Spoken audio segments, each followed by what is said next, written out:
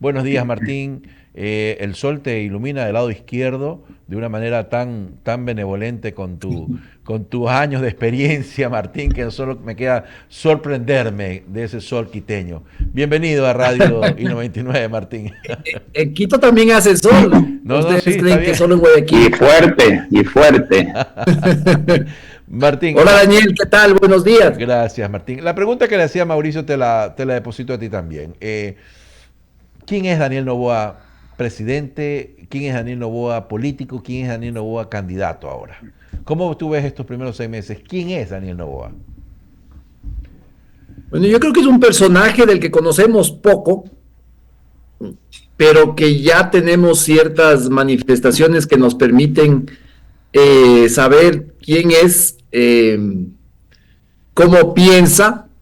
O sea, yo creo que tampoco podemos decir que porque es una persona que no le gusta hablar mucho, etcétera, no podemos saber quién es o qué conducta tiene al frente del poder. Yo creo que ya hay elementos que nos permiten saber bastante de Daniel Noboa. Mi impresión es que es un joven audaz, como decía Mauricio, y yo coincido con lo que decía Mauricio hace un momento. Es un joven audaz eh, que tiene impulsos de hacer efectivas ciertas cosas, eh, pero que tiene una visión bastante autoritaria sobre el ejercicio del poder, que hace las cosas muchas veces sin medir las consecuencias y en función muchas veces de sus intereses personales, empresariales, etcétera. Me parece Daniel. que es una persona que no ha refinado mucho este concepto de lo público y lo privado. Hemos visto ya algunas cosas donde ha mezclado los dos temas, lo público y lo privado. Ahí está el caso de Olón, está el caso de los juicios contra su familia política. Eh, y eso yo creo que demuestra un tema que llama la atención y que preocupa, que es esta incapacidad, que no es solamente de él. Yo creo que ese es un problema que existe en la política ecuatoriana, de no saber diferenciar lo público de lo privado. Eh, Eso es más o menos Daniel Noboa, al que conocemos. Es una persona ambiciosa, y cuando digo ambición no lo pongo como mala cosa. Yo creo que un político por definición tiene que tener ambición. Él tiene ambición y no la oculta. Desde el primer día él tuvo clarísimo que quiere ser reelecto. Parece que eso ha dificultado algo el trabajo de la presidencia. Tiene todo el derecho para aspirar a la reelección, absolutamente todo el derecho, no existe. Yo hubiera preferido un presidente que hubiera asumido una tarea como de transición, que no anteponga los intereses de la reelección, que ya digo que son absolutamente legítimos, pero que hubiera puesto por delante los trabajos para estabilizar el país. El país se lo recibió en una situación muy complicada desde el punto de vista económico. El gobierno de Guillermo Lasso no dejó las cuentas sanas. No solo que no dejó las cuentas sanas, sino que dejó como amputadas las atribuciones del gobierno para tener más fondos y para tener una economía más saludable. Y entonces llegó con una economía muy débil. Un presidente de transición creo que se hubiera enfocado más en eso y no hubiera pensado tanto en sus posibilidades de reelección. Este hecho de su aspiración a la reelección también le ha hecho cometer algunas arbitrariedades. Lo que pasó con el movimiento Construye, y esa alianza de Noboa con la presidenta del Consejo Nacional Electoral, por ejemplo, es un ejemplo. Entonces, sí, yo creo que eso es Noboa, ¿no? hay una agenda personalísima, sin duda, que no está, no sé si está sintonizado con la agenda del país, pero vamos a ir en este diálogo, Martín. Voy a dar paso a mi compañero Mauricio con más inquietudes también sobre el tema de la coyuntura. Gracias, Daniel. Martín, qué gusto poder saludarlo a la distancia. Un fuerte abrazo. Y coincido plenamente en el tema del presidente candidato y esa alianza que tiene con el Consejo Nacional Electoral, y allá voy a ir con una consulta, porque no solamente vemos que él coincide, ¿no? Son felices coincidencias, digo yo, para el gobierno, que el hermano de la presidenta del Consejo Nacional Electoral es cónsul de Nueva York o tiene alguna delegación diplomática. Y ahora vemos que ayer el juez Ángel Torres del Tribunal Contencioso Electoral es quien presenta la denuncia contra un movimiento que el presidente ha demostrado claramente que no está muy contento con que exista, desde los Pokémones y todo lo que habló en algún momento. Entonces, ¿qué garantías podríamos tener de que las elecciones del 2025 van a ser unas elecciones que se van a poder manejar con absoluta transparencia? Y otra consulta también con respecto a lo que decías hace un momento. Tú escribiste un editorial que yo lo leí y me pareció fantástico, para mí es uno de los más destacados de lo que va al menos de este año, en una revista a la que le haces el aporte, que se llamaba Estamos regresando al imperio del miedo, lo debes tener presente. En ese sentido, asemejabas un poco las prácticas autoritarias y básicamente ponías un poco en alerta la amenaza que estaba sufriendo la libertad de expresión. En estos dos sentidos, ¿cuál sería tu ampliación al respecto para que la ciudadanía un poco tenga claro cuál es tu enfoque? A ver, Mauricio, primero en el tema de las elecciones, yo creo que no tenemos garantías. No la tenemos ahora, pero tampoco la tuvimos muchas garantías en las ocasiones anteriores. El manejo del Consejo Nacional Electoral ha sido muy opaco, muy poco transparente.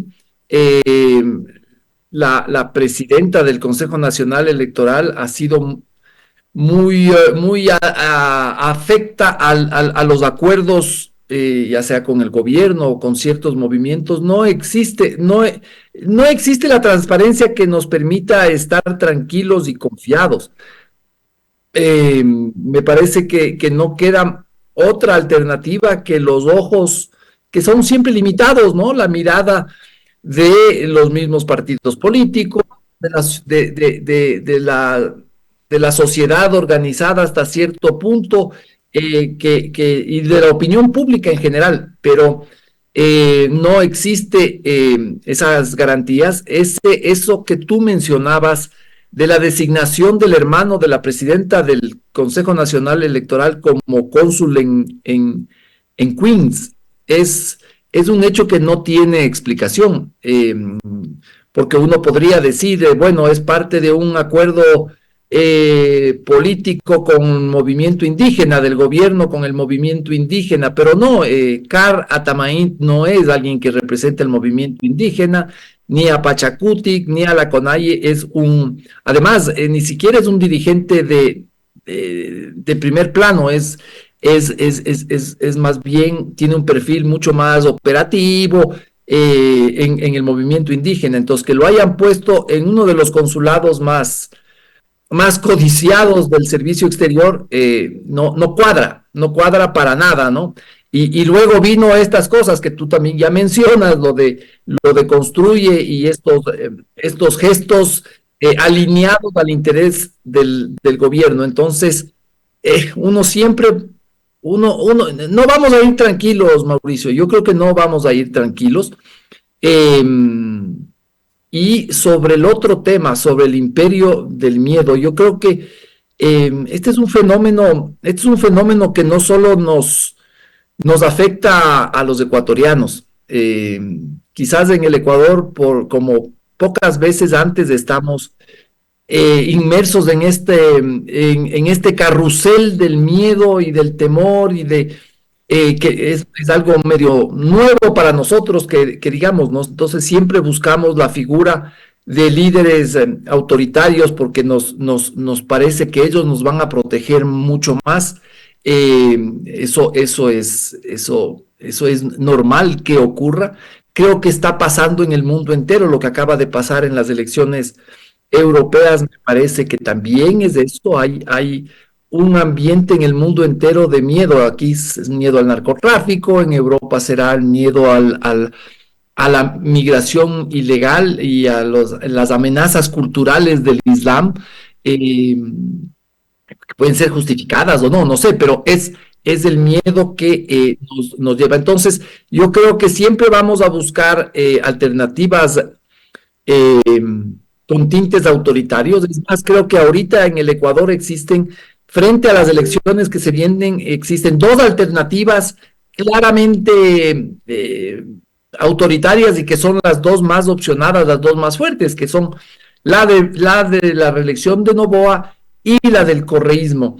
Una de un autoritarismo, digamos, populista, demagógico y como la de Correa y el correísmo, y la otra un autoritarismo más oligárquico. No sé si se puede, esa palabra es como incómoda, pero creo que son dos opciones, y eso lo único que demuestra es que pone en evidencia el estado de ánimo y el estado del tejido social ecuatoriano. ¿Y crees que la libertad de expresión ha vuelto a tener ese fantasma de la persecución y de la mordaza a través del poder público? ¿Se siente eso en el ambiente más que nada del periodismo o es solamente un espejismo? A ver, yo creo que el que estemos aquí hablando y diciendo las cosas que hemos dicho, si vamos a los últimos 20 minutos, lo que le escuchaba hablar a Daniel, lo que te escuchaba hablar a ti, yo creo que no deberíamos ser tampoco desagradecidos. Tenemos un ambiente de cierta libertad, yo creo que es indudable. Yo creo que no hemos caído, no hemos regresado a lo que pasaba durante el correato. Creo que decir que estamos pésimos no sería justo con la realidad ni con la historia del Ecuador. Sí creo que hay ciertas amenazas, ciertos actos de represalia de algunos grupos de poder. Qué sé yo, hay medios que no pueden entrevistar a funcionarios públicos. Los funcionarios públicos no van a entrevistarse con determinados medios de comunicación. Eso es un atentado a la libertad de expresión, sin duda. Tenemos otra amenaza terrible, que es la de las mafias, la de las mafias del narcotráfico, que además son mafias que se han mezclado con operadores políticos y movimientos políticos, etcétera. Esa es la peor de las amenazas y a la que yo creo que los periodistas en este momento más miedo le tenemos. Cuando un periodista habla sobre algún tema relacionado con el narcotráfico y habla sobre ciertos personajes vinculados al narcotráfico, no sabes bien si te estás metiendo con un operador político también. Y ese temor es muy grande, porque ese temor tiene que ver con la vida, con la seguridad elemental, ¿no? Que es la básica, que es la seguridad de que no te maten. Así es, muchísimas gracias, Martín, muy claro, y coincido también, ¿no? Aún nos quedan resquicios de libertad que podemos salir a opinar libremente sin ofender obviamente a nadie, y eso es algo que tenemos que valorar. Vemos que nuestro compañero Jaime Velázquez también ya está con nosotros. Un abrazo, Jaime, y doy paso a cabina. No sé si Ramiro está ahí para continuar con el diálogo. Aquí estamos, los saludo a todos. Estamos, está Luisa, está Eduardo, está Jaime, aquí estoy yo. Martín, gusto en saludarte. Hola Ramiro, ¿qué tal? Bien, el próximo jueves nos vemos, el 20 vas a estar acá en Guayaquil, así que por ahí nos vamos a ver. Martín, voy a discrepar contigo en el tema de ciertas libertades y te voy a razonar por qué. No puedes comparar 10 años de un gobierno que ya terminó con 6 meses de un gobierno que recién inicia. Y los 6 meses iniciales de aquel gobierno que tú te refieres a los 10 años, no fue ni de lejos como terminó. Por tanto, la chispa que puede dar origen a esos resultados puede ser que se esté gestando por determinados actos que los estamos viviendo. La comparación feliz sería cuando termine el otro versus lo término del otro. Un simple análisis lógico. ¿Qué es lo que me preocupa? Que yo veo alineaciones coincidenciales que no tienen nada de coincidenciales, que terminan siendo una secuencia para obtener un resultado político y no importa qué hagas, con quién te sientes, ni cómo lo consigas. Y el ejemplo clarísimo que estamos viviendo sobre la gestión de la señora vicepresidenta y el objetivo primigenio, que es deshacerse de ella antes de las elecciones presidenciales. Bueno, no, estoy de acuerdo contigo. Lo que tendríamos que hacer es agendar esta misma entrevista para 10 años. Muy buena. A los 10 años y muy ahí buena. podremos ver. Todavía no tenemos toda esa experiencia como para saber, pero sin duda el autoritarismo va leudando y va creciendo y se va consolidando con el tiempo. Y no me sorprendería que terminemos igual que al final de esos 10 años, así como van las cosas, pero la realidad en este momento es que yo, por ejemplo, personalmente, que sufrí mucho lo del Correato, yo ahora me siento bastante tranquilo, no del todo tranquilo, obviamente, pero mucho más libre, más... Es un tema que se siente en la vida diaria, ¿no? En cuando uno sale a pasear al perro en la calle. Es como los economistas, Martín, hay que comparar los 6 primeros meses del presidente Correa con los 6 primeros meses de Daniel Noboa. Y ahí hacemos la comparación feliz y te vas a dar cuenta que más o menos los insumos van por el mismo sentido. Pero yo creo que a los 6 meses Correa ya insultaba en sus shows. Yo no sé a qué... Tú que tienes mejor memoria, Ramiro, yo no sé a qué tiempo se produjo ese incidente en Carondelet con Emilio Palacio. Y Carlos Gijón. Sería interesante ver cuándo fue, ¿no? Claro, cuando las sabatinas no eran sabatinas, sino eran en los sábados de entrevista con periodistas. Yo creo que eso fue después de la constituyente. Va a ver, pero chequémoslo. Pero Martín, tengo aquí a los compañeros y en verdad que hay que ir cediendo el paso. No quiero monopolizar el tema. Ya Daniel ya preguntó, okay. ¿no? Sí, saludamos a Luis Salgadillo y también a Andrea González que están con nosotros. Martín, es Eduardo Mendoza Paladines. Una pregunta para que todos alcancemos para hacer una Luisa luego y Andrea. Yo también tengo mucha preocupación, igual que tú, de lo que pasó. Y es que quien no conoce la historia vuelve a cometer los mismos errores, ¿no? Y hay que ver a ese gobierno autócrata, casi dictatorial, como lo que fue.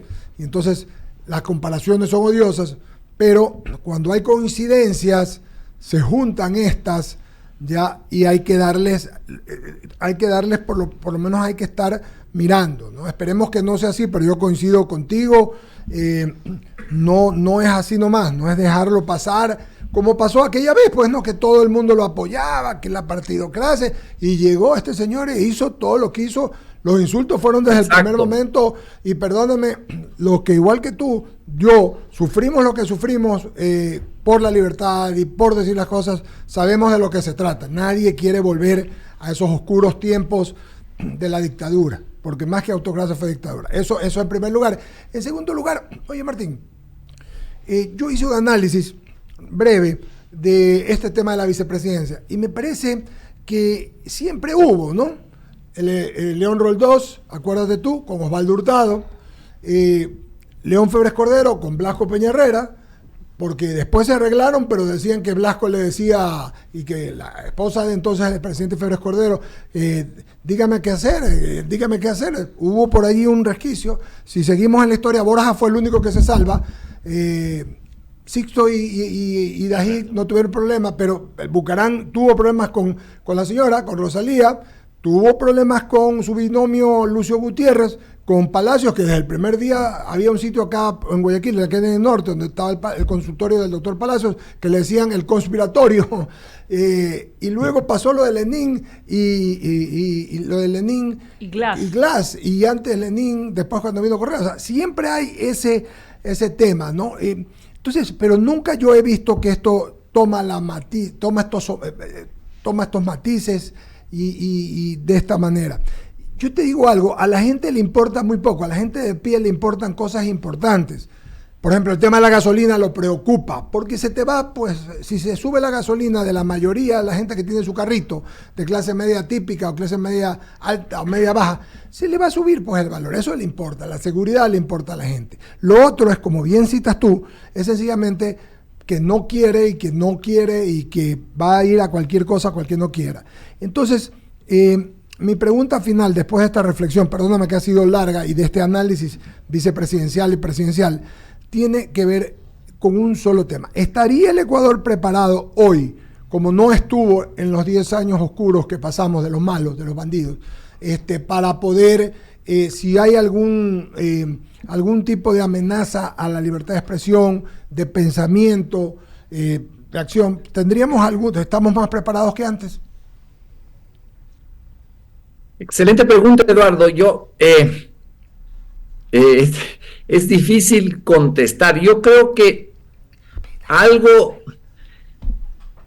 quedó en la sociedad de rechazo a los atropellos a la prensa. Esa fuerza que tiene el anticorreísmo, Eduardo, muchas veces hay analistas que dicen, no, el anticorreísmo ya tiene que ser superado, eso es viejo, anacrónico, no existe, pero siempre surge y siempre es una fuerza que está ahí, cada elección surge, cada intento de dar la inmunidad a Correa sube la temperatura, y yo creo que ese sentimiento anticorreísta, que querámoslo o no, está presente y hay momentos en que se agudiza más, es en parte ese rechazo al autoritarismo y es en parte el rechazo a lo que ocurrió con la prensa. No solo con la prensa, era en general con la libertad de expresión. O sea, en esa época se perseguía a gente que tenía cuentas en redes sociales. Y se perseguía mucho. Lo que pasa es que muchos de esos casos no se supo, pero si había una usuaria de Facebook que yo me acuerdo haber visto, o sea, una chica de un colegio de Guayaquil que en Facebook puso un comentario, la fueron a buscar al colegio, la sacaron del colegio, etcétera. Yo he visto los reportes de la ex Senaim sobre ese tema. Entonces yo sí creo que la sociedad en algún momento siempre prefiere la libertad, a pesar de estas cosas del miedo que nos dicen, ¿no? Yo sí creo que existe, y entonces yo creo que en ese sentido podemos ser algo más optimistas. Me parece que la sociedad se va a resistir más, tiene las alarmas más prendidas frente a señales, noticias sobre limitantes a la libertad de expresión y a la libertad de prensa. Entonces yo en ese sentido soy algo más optimista, pero cuando un gobierno decide atropellar y cuando un gobierno tiene el poder suficiente para hacerlo, es decir, el poder sobre la función judicial, la función legislativa, sobre la fiscalía, ¿qué es lo que ocurrió en ese tiempo? Entonces sí es absolutamente posible que venga un periodo de represión absoluta a la libertad de expresión, pero creo que hay que reunir una serie de cosas, ¿no? Asamblea, jueces, etcétera. Pero como decías tú, no hay cómo dejar pasar un solo acto que nos permita prever que se viene una ola de autoritarismo y en relación sobre todo con las libertades de expresión. Ese mismo periodo que Luisa Delgadillo sufrió lo mismo, estuvo 4 meses fuera del aire, o sea, todos, lo que pasa es que ya tenemos la guardia alzada, por eso te preguntaba tu opinión, ya todos a la primera estamos listos, no nos cogió como nos cogió la vez pasada. Luisa Delgadillo, por favor. Qué gusto saludarte, Eduardo, compañeros del panel, buenos días. Martín, Luis. buenos días, qué gusto saludarte. Hola Luisa, un gusto mío. El gusto es para mí, ya lo decía Eduardo, la verdad es que fue un pasaje de mi vida de ingrata recordación, pero bueno, es lo que nos toca vivir y son gajes del oficio, sobre todo cuando se vivieron tiempos tan duros, inéditos para mí en la vida del país. Mi pregunta, y a propósito del tema de la libertad de expresión, y te voy a pedir, apelando a tu capacidad de resumen, para que lo hagas lo más corto posible, en honor al tiempo, es, ya se han anunciado algunas precandidaturas presidenciales. Está la del señor Issa, que sería pues el precandidato por Pachacuti. Está la candidatura de nuestra colega, amiga y panelista Andrea González por el Partido Sociedad Patriótica. También la del profesor Escala en representación de los maestros. Está la de un ex integrante de las filas de la Policía Nacional que pues siempre se dijo perseguido por ex compañeros de la policía, y así algunos precandidatos, y por supuesto también, y no hay que dejarlo de lado, el propio presidente, que públicamente ha hecho en reiteradas ocasiones anuncio de su interés de ir hacia una reelección. Con este escenario y este abanico de algunos de los precandidatos que aspiran a gobernar el Ecuador en el 2025, ¿cuál puede ser el derrotero para el país? ¿A quiénes representan cada una de estas candidaturas? A ver, yo voy a insistir en algo que ya dije. Creo que hay dos tendencias autoritarias, que son las dos más opcionadas por el momento. No quiero decir que con eso que estas vayan a ser las dos más opcionadas ya el momento de las elecciones, pero por el momento son las más fuertes, indudablemente, y son dos fuerzas que están tratando de debilitar a cualquier movimiento que vaya de la centroizquierda a la centroderecha, y que no tenga un signo de autoritarismo ni de populismo. Me da la impresión que está instalada una guerra contra esta tercera alternativa que hay. Lo que pasó con Construye es un ejemplo, y los camisetazos es otro ejemplo. Hay como una avanzada en contra de esta tendencia. Ahora, aparte de la opción de la reelección de Noboa y del correísmo, yo veo que las otras candidaturas que tú me mencionaste son candidaturas bastante débiles. Yo no veo fuerza que se aglutine, fuerza que sea relevante, que se aglutine alrededor de esas candidaturas. Yo no veo que Leonidas Issa sea una opción muy grande. Creo que es muy polarizante. Creo que hay grandes sectores del país que no la tolerarían. Quizá en un escenario donde el alza de los combustibles se pueda convertir en una causa popular, y eso que lo capitalice Issa, podría ser. Yo no lo veo tan así, porque lo que pasó en los últimos paros también dejó a gran parte del electorado asustado de lo que puede hacer el movimiento indígena. Entonces yo creo que todavía nos está faltando una pieza, que es una candidatura única. No sé si sea eso posible, esperemos a ver si es que se da una candidatura que represente a esa fuerza, a ese sentimiento. Yo le llamo mucho a ese sentimiento antiautoritario, moderado, democrático, que sí hay en el Ecuador, y que y que debería aglutinar al electorado, y repito, que vaya de la centroizquierda hasta la centroderecha, sin pasar por las fórmulas populistas ni autoritarias. Muchas gracias por atender mi interrogante. Le cedo el uso de la palabra a Andrea González. Gracias por contestar mis interrogantes y ojalá, yo lo veo solamente un poco difícil que pueda existir un candidato único por tendencia. Sería lo ideal, pero en este país tan dividido, la verdad es que lo veo poco probable. Pero quiera Dios que vayamos evolucionando y dejemos de ser tan egoístas y pensemos en función de país. Mi querida Andrea. Muchísimas gracias, Luisa. Totalmente de acuerdo contigo. Hola, Martín, qué gusto saludarte. Hola, Andrea, ¿qué tal?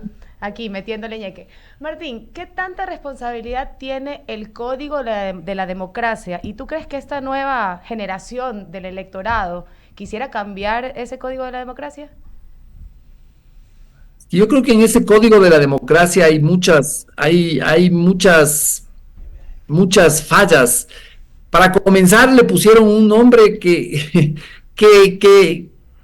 tergiversa muchas cosas, ¿no? Entonces, se habla del código, uno escucha el Código de la Democracia y uno piensa que ahí está garantizado la llegada al cielo de la democracia, y lo que es una ley de elecciones.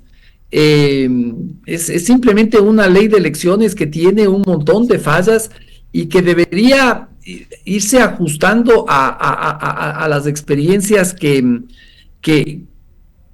el país va teniendo. Entonces, yo creo que elevarle a eso como a un bien sagrado al que no hay cómo tocar es una falla. Deberíamos empezar a discutir ese Código de la Democracia. Yo en este momento no tengo a la mano así muchos temas que estén ahí, pero qué sé yo, por ejemplo, ahí está el famoso delito de la violencia política de género, que creo que es un tema que se lo ha manoseado muchísimo, y es un delito que está en el Código de la Democracia, cuando debería ser un delito mucho mejor definido en el Código Orgánico Integral Penal. Entonces creo que le pusimos ese nombre a una ley de elecciones, y la estamos viendo como algo intocable y sagrado, y creo que la duración de la democracia ecuatoriana tiene que venir por ahí. Totalmente de acuerdo contigo, Martín. Creo que el Código de la Democracia le hace daño a la democracia del país, muy a pesar de su nombre, y que tiene que actualizarse. Te agradezco un montón por la respuesta, y bueno, lo dejo a Eduardo para que se despida. Solo para de ti. despedir. Un abrazo. Gracias, Andrea. Solamente para indicar que coincido contigo. Se llamaba Ley de Elecciones, pero en la época que sabemos a todos le ponían nombres y era rimbombantes. Código de la Democracia es una ley de elecciones, imperfecta, tal cual tú lo dices, Martín, y ojalá se pueda corregir. Es muy buena la pregunta. Sí. Solo una precisión de Dale. época, fue el 5 de mayo del 2007. El incidente entre Correa y Palacio. 5 de mayo del 2007. Muy bien. Mi querido Martín, te mando un abrazo, se te ve muy bien. Gracias por, como siempre, estar aquí en I99 FM y TV. Y pues un abrazo. Gusto de saludarte. Igualmente, un abrazo para todos los panelistas que están aquí, los que los veo y los que no los veo. Un abrazo, Muy bien. Martín. Muy bien, un abrazo. Sí, muy bien. Vamos a... Sí, Jaime, ¿cómo estás? No te había saludado. Buenos días, Jaime, ¿cómo estás? ¿Qué tal, mi querido Eduardo? Y a todos los panelistas, bienvenidos. A Mauricio también un saludo cordial, y pues obviamente a todos nuestros